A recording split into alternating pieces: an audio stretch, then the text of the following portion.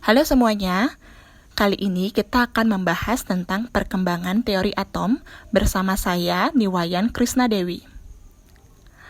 Anak-anak zaman milenial tentunya sebagian besar akrab dengan perangkat komputer. Untuk mengoperasikan komputer, tentu saja menggunakan arus listrik. Bahan untuk kabel listrik biasanya digunakan tembaga atau lambang atomnya adalah Cu. Hal ini dikarenakan sifat tembaga sangat baik dalam mengantarkan arus listrik. Logam tembaga merupakan kumpulan atom tembaga dalam jumlah yang sangat besar. Sifat pengantar listrik inilah yang disebabkan oleh struktur atom tembaga tersebut. Lalu, apa sih struktur atom itu? Nah, struktur atom adalah susunan partikel dasar dalam atom. Susunannya itu adalah proton, elektron, dan neutron. Proton adalah muatan positif, dan neutron adalah bermuatan netral. Proton dan neutron terletak di inti atom, sedangkan elektron yang bermuatan negatif akan berada di lintasan atom. Atom berukuran sangat kecil, dan kita tidak sanggup untuk melihatnya. Sedangkan para ahli memperkirakan bentuk molekul dari berbagai cobaan dan fakta yang ada dengan suatu model. Kebenaran suatu model atau teori atom tidak mutlak.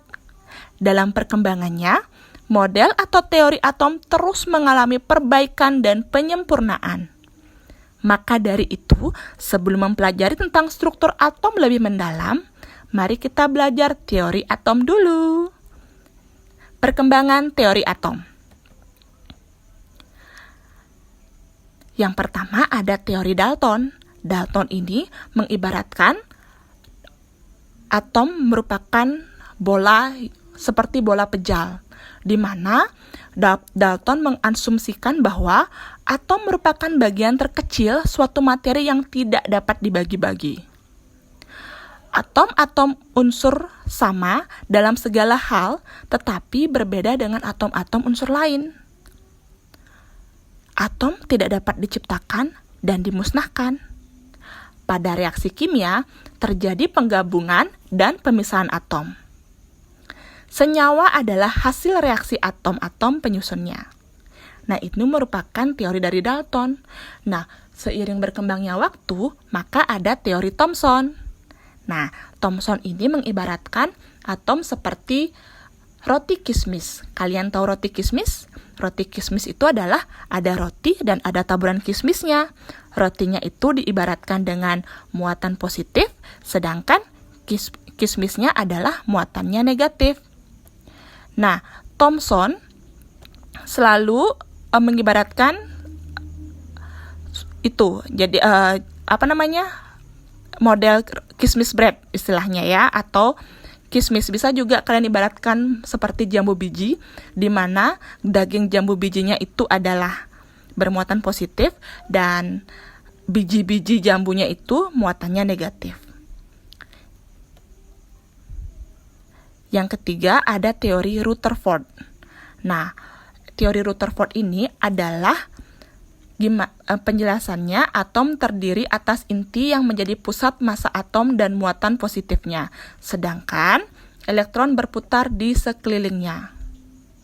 Namun, Rutherford di sini tidak dapat menjelaskan mengapa elektron tidak tertarik pada inti. Ya, padahal kan inti mengandung proton ya yang bermuatan positif negatif, harusnya kan ditarik ya. Kenapa tidak bisa menarik ke inti? Nah, dalam inti atom itu yang terdapat proton itu menjadi dasar pemikiran tentang spektrum unsur. Yang keempat ada teori Niels Bohr. Teori Niels Bohr itu yang pertama adalah elektron dalam atom bergerak melalui lintasan yang merupakan tingkat energi tertentu. Dengan demikian, elektron juga memiliki energi tertentu. Yang kedua, selama bergerak dalam lintasannya, elektron tidak memancarkan energi, disebut keadaan stasioner atau dasar. Elektron dalam atom dapat menyerap energi dan berpindah ke lintasan atau tingkat energi yang lebih tinggi, atau disebut eksistasi. Nah, yang kelima adalah teori mekanika gelombang. Dasar pemikiran. Materi mempunyai sifat gelombang. Elektron-elektron yang bergerak dalam atom juga memiliki sifat gelombang. Sehingga, kedudukan elektron tidaklah jelas. Kita hanya dapat berbicara tentang kebolehjadian untuk menemukan suatu elektron pada berbagai jarak dari inti dan pada berbagai arah dalam ruang. Daerah-daerah dalam atom dengan kebolehjadian menemukan elektron paling besar disebut orbital atau orbit. Nah, setelah kita mempelajari tentang perkembangan teori atom, kita akan belajar tentang notasi atom. Notasi atom bisa diartikan sebagai seperangkat atau sistem lambang atau tanda yang menggambarkan bilangan atom, mencakup nomor atom yang dilambangkan Z, yang menunjukkan jumlah proton atau elektron, serta nomor massa atau A, yang menunjukkan jumlah proton ditambah elektron dalam atom tersebut. X adalah lambang suatu unsur.